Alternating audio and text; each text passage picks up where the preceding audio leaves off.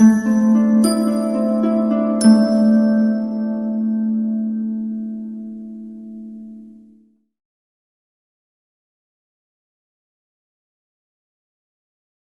would put those into the chat, we are going to move on, Dr. Dada and Dr. Martin.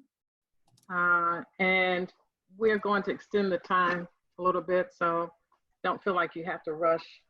We've notified the next group, I think, hopefully, that they'll have start a little bit later. So go for it. Okay, thank you. Good morning. First, my apology. When Dr. Foster was calling me to come and present, psychologically, I've already programmed my brain to present at 11:15. You were all right. We were just trying to change something. You were good.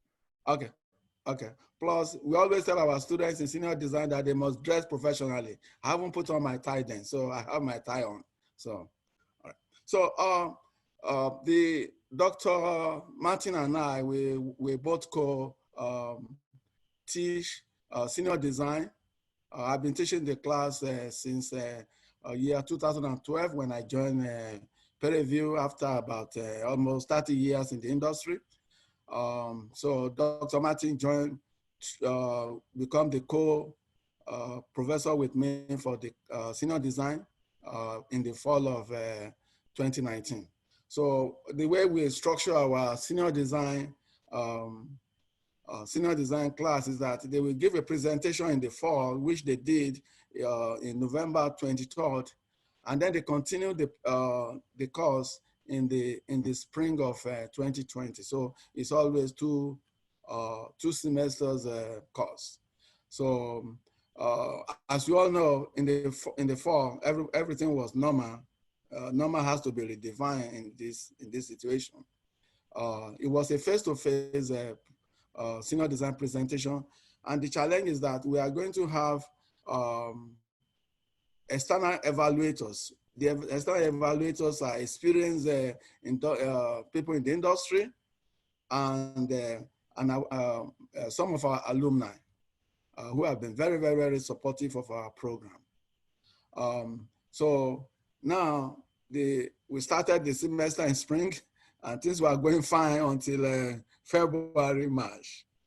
We all know the story. So it was a big challenge to us. Can we do Zoom meeting, do our presentation on the Zoom? Is Zoom really made for that? Or has anybody used Zoom to do that?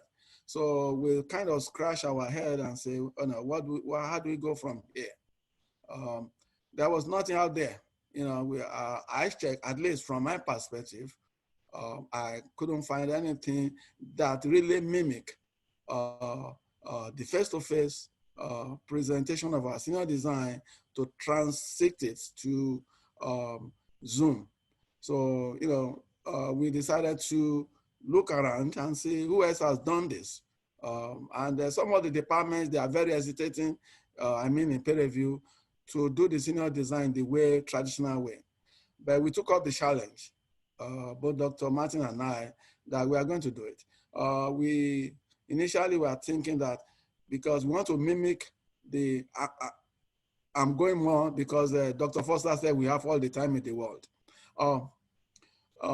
Then we thought about it that how do we mimic this face-to-face to the online? Can we, because let me describe quickly our face-to-face. In our face-to-face, we have about 60 students, and we have two physical rooms, in which we have the evaluators in different rooms, and we have the students in the rooms, including those who are presenting or those who are not presenting. So we now ask ourselves, how do we mimic that on online so that at least we can have, if we're going to have one section, one break room, one room, we will be there forever because it takes about 1 hour for each students, you know, both questions, more than an hour. So we'll be looking at about, we have six teams. Dr. Martin has 6 teams and I have 6 teams. So for 1 hour for each of them is with just for presentation alone, no mistake, no delay. You are looking at 12 hours right there. So the minimum you must have is the two parallel sections. So how do we mimic this on Zoom? So that was a big challenge. But as an engineer, we are trying to really face challenges. So so finally, we get on the ground and look as any researcher will do. You go to internet, you go to different sources and see has anybody done this before, and what do you learn from them, and what can you take from them. So without talking too much, finally we were able, not miraculously, but something close, to be able to do this, and it was astoundingly very, very successful. So as I will show in this presentation, that at the end of the day, our students did better. This is a surprising outcome. Our students who in the fall 2019 were not getting from the evaluation or from the external evaluators, the highest they could get is like 87%, 87, 86. They were in the Zoom something, they were getting, the highest was around 93.1%, 93.1. It was a big surprise because all the students were very hyped and said, oh, how is this thing going to work? Are we going to fail? Are we going to take P or no pass? P or NP, pass or no pass. But to come from that fear to finally see that the outcome of the Zoom presentation was even better than face-to-face. So, which is the trend going on now, that what coronavirus COVID-19 is doing is redefining what is normal. To us, normal now may be that is a Zoom presentation, not face-to-face, because we have seen our students performing better, at least relatively, compare fall of 2019 to spring of 2020. My students, in the last 8 years that I've been teaching the class, this spring semester is about 80% of the students got A. 80% is never happened before. So having said that, let me go to the core of the presentation. All right, so I'm going to give some background and discuss Zoom breakout rooms and discuss our challenges, our success stories, give some recommendations, and leave you with our conclusion. Right. With the advent of COVID-19, we were forced, like all other faculty member, to change from face-to-face to Zoom video conferencing for our senior design presentation. Our main objective is to see how do we mimic face-to-face that we have done in the past to this new norm of Zoom online presentation. Especially we are looking at how many parallel sections can we do? Can we be able to do 2? Because if you can't do at least 2, then forget it, because nobody is going to spend their time 12 hours to be evaluating students. So, it will be very hard to commit somebody to come and do 12 hours minimum. So, and as a result, Dr. Martin and I, we thought about, can we use a system whereby we use different devices? That was our initial thought. Use different devices to join to the Zoom so that we can be able to monitor what is going on in 2 different sections. But we found out that quickly that will not work. So like any researcher, we go into the internet, YouTube, and whatever, and something pop up about breakout rooms, and then we read about it. But most of the YouTube something didn't really tell you exactly how to use this breakout room, especially when you look at the YouTube. You can't even know exactly what they are talking about, but at least the concept is there, which is you can use breakout rooms.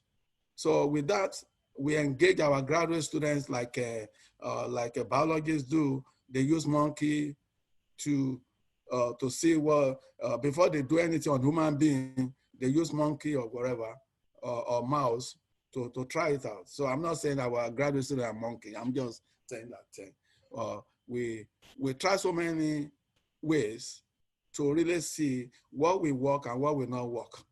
So that it took us so many sleepless nights, but eventually we got it right. So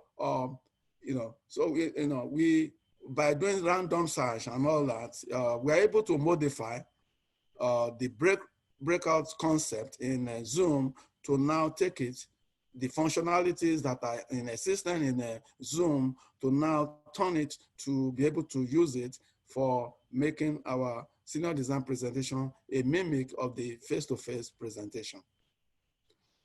So we try out all possibilities with our senior design and graduate level courses. And the interesting thing is that it may look a very simple request, that if you go to Zoom, you can always rename yourself, because we have about 60 students. Each of them are in 6 teams of 5 in each team of, we have 6 teams with Dr. Martin, 6 teams with me, and in each team there are 5 students. So the first challenge is that how do we distinguish these students? How do we make sure that in a breakout room, when you're moving them, you are moving them as a team? I will explain it if there's enough time, but let me quickly rush through this. When I'm rushed, you can ask me questions. So eventually we have to teach our students how to name themselves, because if they put their name, those of the students of Dr. Martin, I don't know all of them. I know them, but not their names. So if I'm going to move them from one breakout room 1 to 2, how do I know they are Dr. Martin's class? I know those of mine, but I know those of the Dr. Martin not to the in the extent that Dr. Martin knows them. He knows their name, he knows which team they are. I know them, but I don't know which team they are. So we teach them, we taught them how to rename themselves. And we come up with an idea that how they will rename themselves is that they have to say Team 1 Dada and their full name. Group 1 Martin and their full name. So that when I'm there, I can say, if I see Martin, I know they are my Dr. Martin's team. So to make sure this thing really works, and Dr. Martin is here on the conference, it took us 3 weeks to train our students that when they go to the chat room, when they go to the Zoom, the first thing they should do is to go to the chat and type their name. That register them that they are present. 2, they should go there, click participants. After they click participant, go to their name will show on the participant, rename themselves. Teaching them that simple step skills took us 3 weeks. So when the final day comes to do final design, one of the evaluators, I don't want to mention any name, told our students to rename themselves. I said, no, it's not going to happen here, because it took us 3 weeks to train them how to rename themselves. That, no, you are not going to ask our students to rename, to give themselves a new name. No. So it's going to be Team Dada 1, their full name. Group Martin 1, their full name, and all that. So, sometimes you have to put your feet down when you know that the outcome is going to be bad.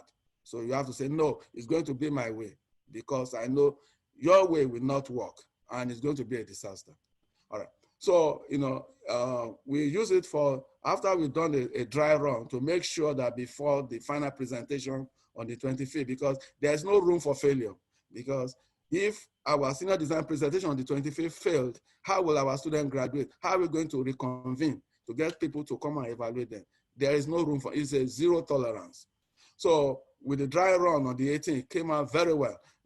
Some of the industrial advisors, the volunteers, they came for the dry run. So the dry run, we only make it like 5 minutes, just to have the feelings for our students that they are ready. And they were very ready. So the final presentation came up on the 25th, and we also now use this style of breakout room for our graduate level courses presentations on April 29 and April 30th. Right. What are the capabilities of breakout rooms? Breakout rooms, when you go to the settings, you can make a lot of changes, which there's no time to discuss it, but to actually mention here that the Zoom, when you are using breakout rooms, has a capability of maximum of 50 breakout rooms, 200 participants. And then I found out that if you set your breakout room to the only time you want to use it, maybe for 2 hours. But if you go beyond that 2 hours, there's a problem. Therefore, it's always better to just make it the maximum. Mommy, are you all right? You finished? Okay. All right.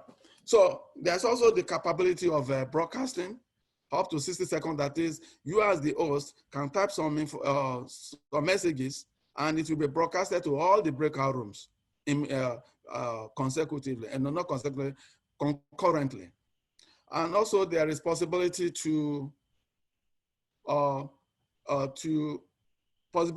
automatic or manually create breakout room. I prefer the manual one, but there's no time to discuss why.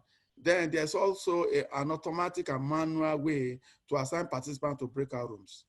So also it will give you a notice when your breakout room is to be shut down. It will show you the countdown.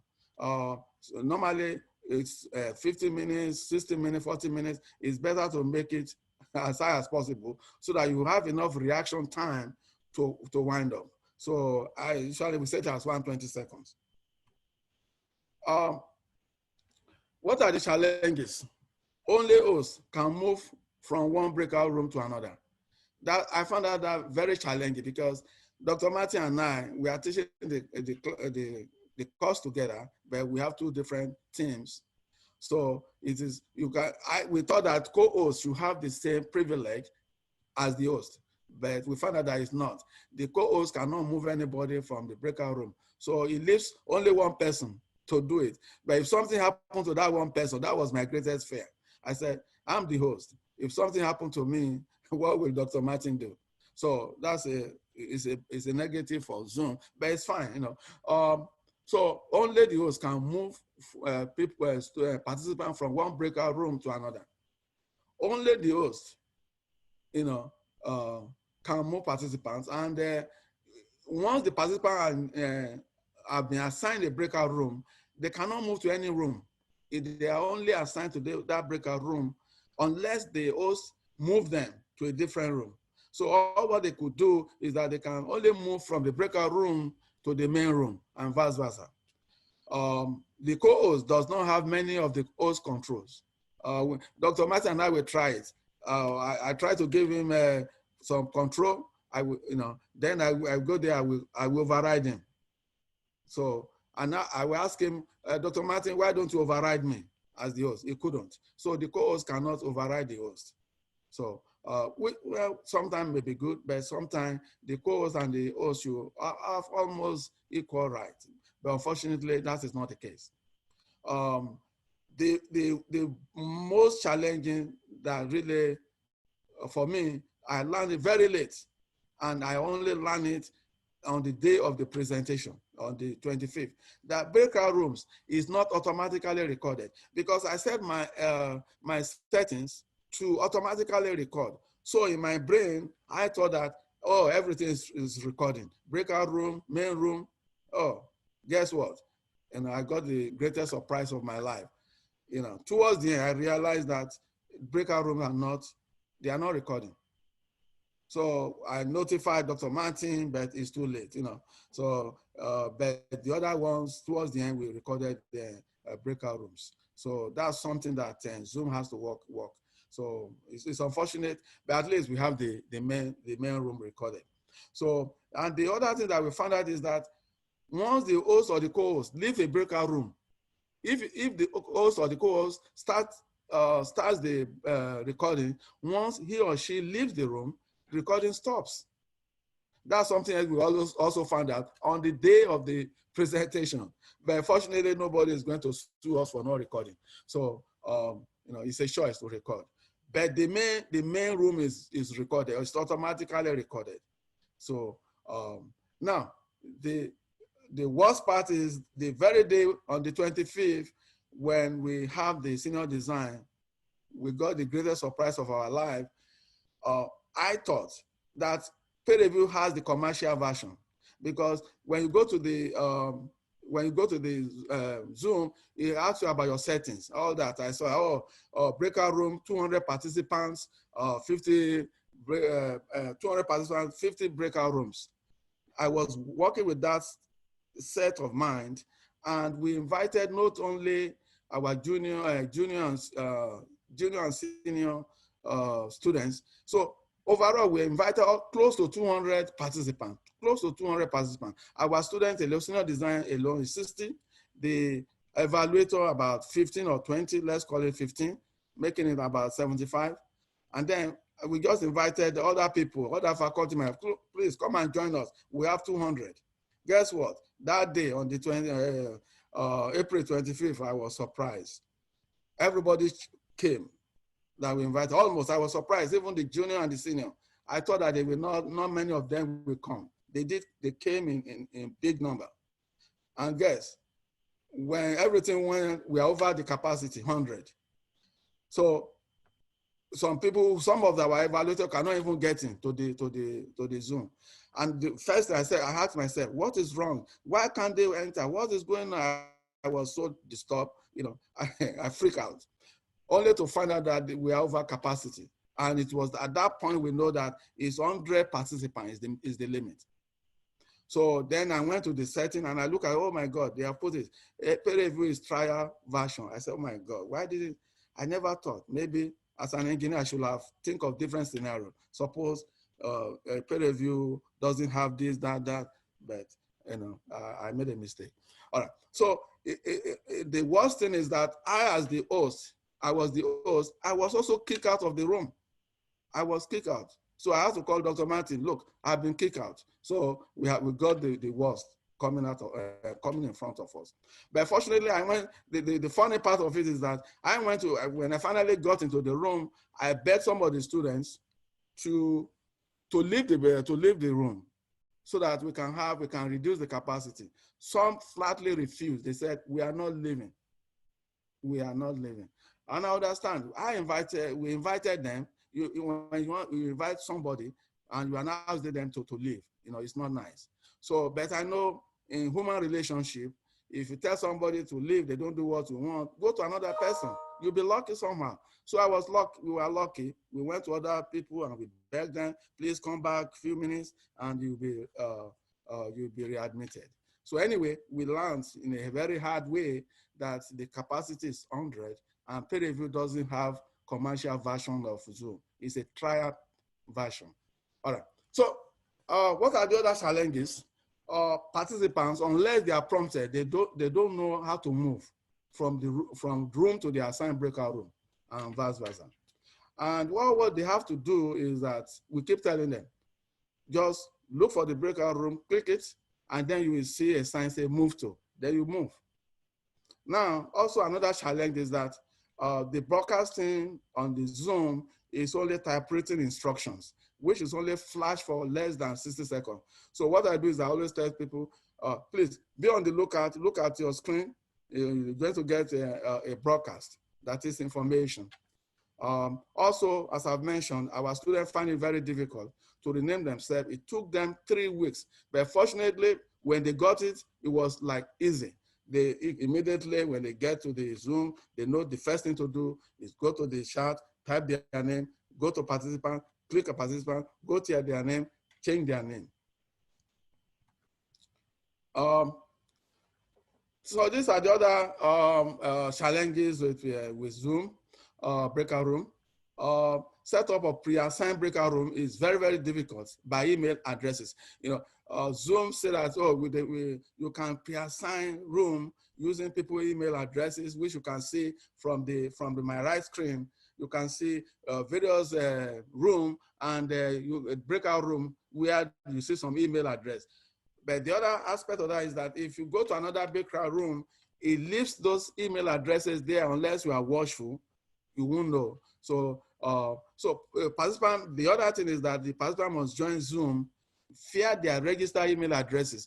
Because if you register with one email address and you go and use a different device, it's not going to let you in. So we have what we call, which I don't think I have time to talk about, we have what we call Zoom Boomer. And we also have what I call Zoom cloners. Clone is that, let me explain clone. Everybody knows about Boomer. The Boomers are just people whom you did not invite to Zoom, they come in. They did that to our senior design, we have to shut down. some of them will refuse. We are not leaving. We are here. We are not leaving. And they are there. So that was why peer review instituted the idea that you must have a password, you must require them to register and all that. So, but we didn't do that initially when we started using Zoom, our first 2 classes in March. So we learned in a very hard way. The boomer, they came to our class, and they said, no, we are not leaving. But maybe I don't know. Some of them may be student peer review, maybe not, but it's over because we are able to correct that.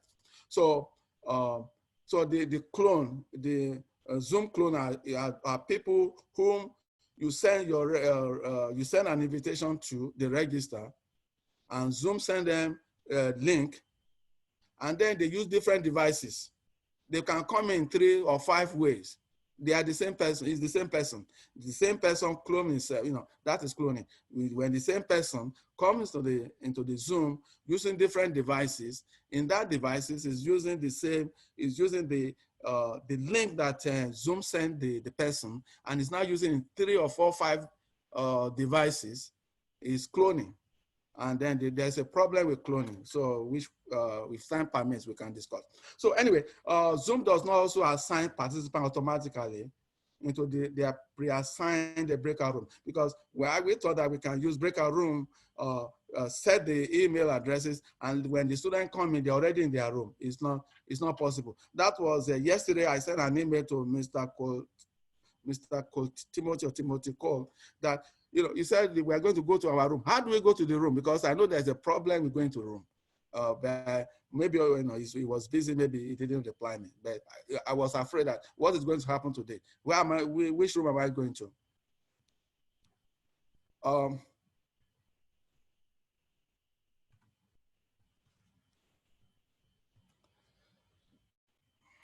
It's taking its time to go to the next one, but I can talk from our success story.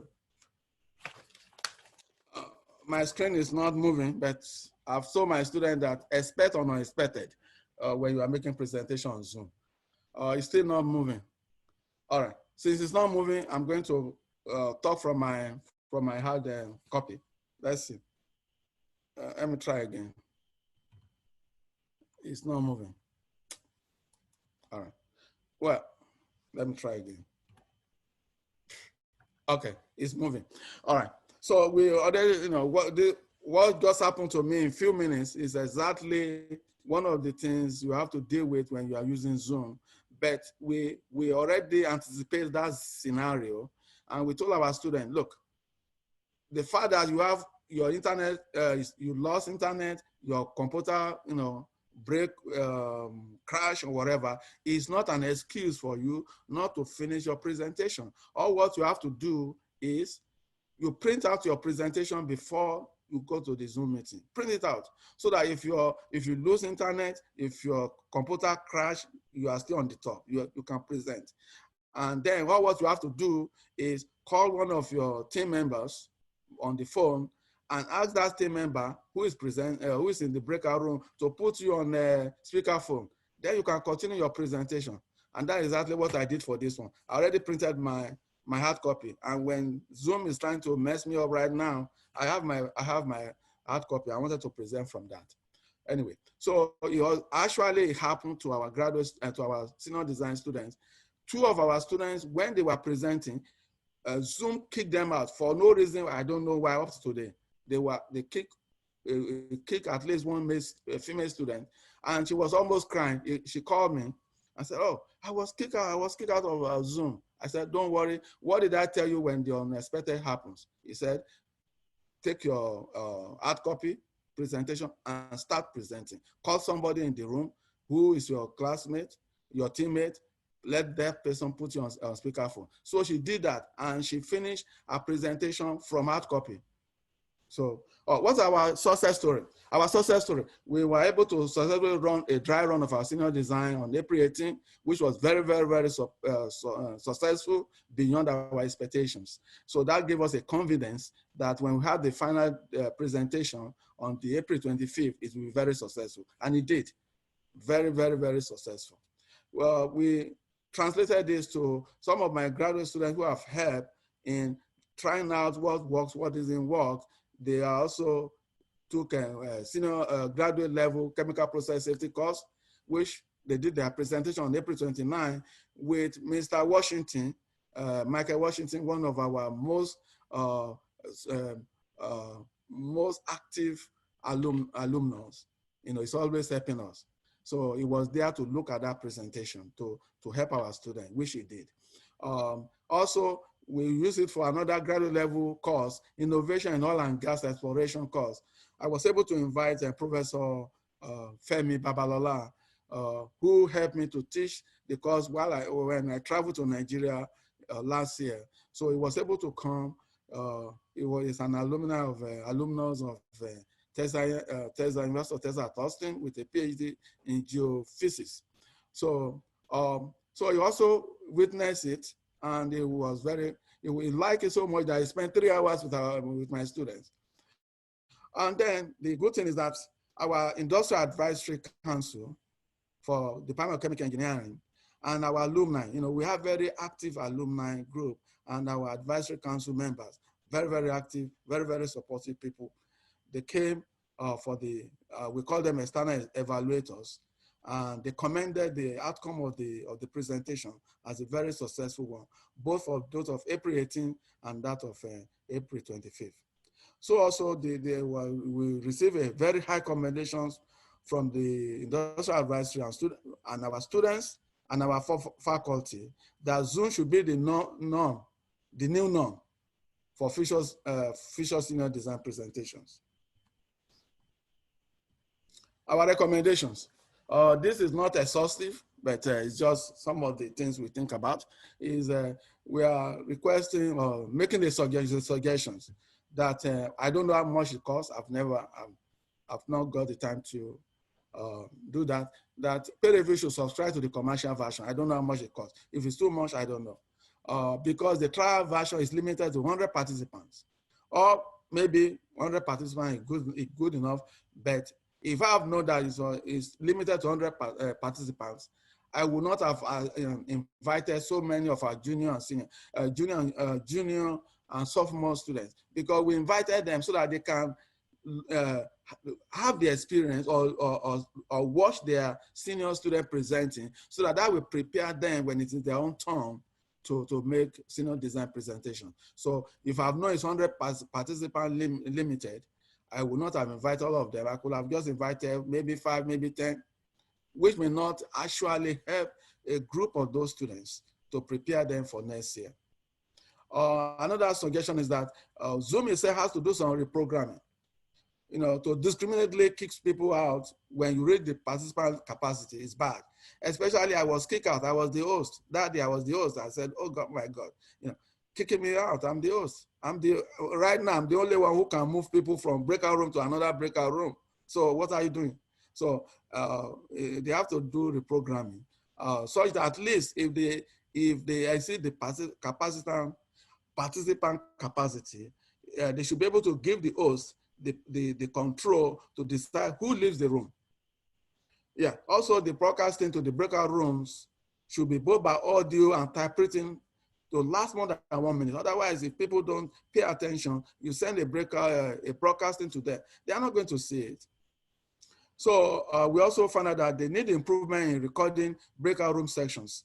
You know, for our April 25th presentation of our students, we lost a lot about breakout sections. All the presentation they did in breakout section, we lost them, more than 90%. Why? Because we thought that it's automatically recorded. Because in my setting, I put automatic recording for Zoom, automatic recording, and it's recording in the main room. But I didn't know that it is not recording in the breakout section room. We learned in a very hard way.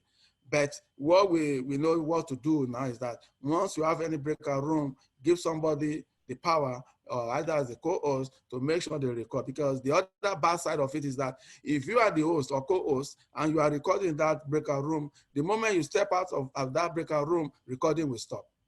So it's better to give the power to someone in that breakout room to be able to record continuously, rather than depending on the host or the co-host to do the recording. So renaming participants is not an easy thing. You know, I found out in a very, you know, our students took our students three weeks to learn how to rename themselves. There's also a lot of difficulties in pre-assigning breakout rooms. It's not as Zoom's outline. No, you have to do some things on that. Conclusion. We found out that Zoom is a very great tool. It's also an excellent tool. It took us from uncertainty to certainty because we were very uncertain whether we were able to do this senior design presentation to mimic face-to-face. So it was very successful. Zoom also allows us for almost unlimited parallel sessions because I tried. You can set out as many breakout rooms as you want, 50. And not, oh, yeah, I use the word on parallel, unlimited. So I'm sorry. It's limited to 50 breakout rooms. Sorry about that. It's limited to 50 breakout rooms, which means you are limited to about 50 parallel sections. So, but we don't need 50 parallel sections. We only use 3. But what that means is that we could finish the good thing about Zoom or this online, which if it becomes the norm, is that what takes us to do in 12 hours, we can do it in 1 hour. That is, all what you have to do is to set up 36 parallel sections. Every student presents in different breakout rooms. In 1 hour, you finish all the presentations. But the caveat to that is that, do you have enough evaluators to be in those 36 rooms? So if you're not limited with the number of evaluators, that is, if you can get as many evaluators as you want, then you could create as up to 50 parallel sections. And what takes you 12 hours, 20 hours to do, you can do it in 1 hour and it's done. And everybody knows the advantages of online. First, our evaluator, they don't have to travel to Prairie. In fact, they can be in a Bahama Beach, you know, and join. So, you know, it's convenient for everyone. So looking at the end of the day, after the presentation, we have a faculty meeting in our department, and it was like a unanimous that we are trying to find a way that our department find a way to showcase these Zoom presentation as a model for video conferencing that we can use it to, you know, to showcase our department and program. What's the surprising outcome? When we began, we thought that our students will not do well because Zoom, we don't know what we are going to get. Some of the students expressed their fear that they may not do well. They keep asking, do I take a pass or no pass? I said, look, student, I'm only giving you advice. If you know you are going to get more than a B or A, you know, don't take it, no pass or pass. But it's an advice. You don't have to take it. So surprising outcome. Our students did better on Zoom presentation because we have the data. We have the same student. They were the same student. They continued their presentation of their work, senior design work of first semester, which is the fall, and they continue to spring. So they are the same student, the same project, but the second part of the project, they did exceedingly better. That I was surprised. And never since I've been teaching the senior design since 2012, no student got 93%, none. The highest was either 87. I can remember nobody scored 90. That I can bet it. Nobody ever scored 90 from the evaluators, the external evaluators, none. Since 2012, maybe before my time, maybe. But since my time, 2012 to now, nobody did. No student got 90, none, 0. So we have one of our students, many of them getting 90, many. And at the end of the day, 80% of our students got A in a class. Usually, you know, is a record. So it's a good comparison. They are the same students who gave presentation in 2019, and they gave their second semester in spring, and they were getting 93 points. It was a surprise to us, but it was a very good surprise.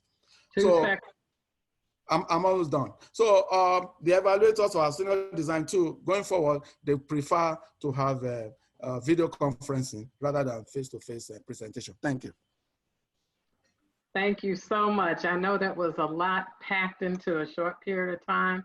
Dr. Donna's presentation is available, and certainly if you have questions, and when we hear at the end how well the students did with all of the information that they were presented, I think it's something that you may want to go back and review of how they actually were able to use Zoom and some of the other technical things that are available to our students. I see our next two presenters are on.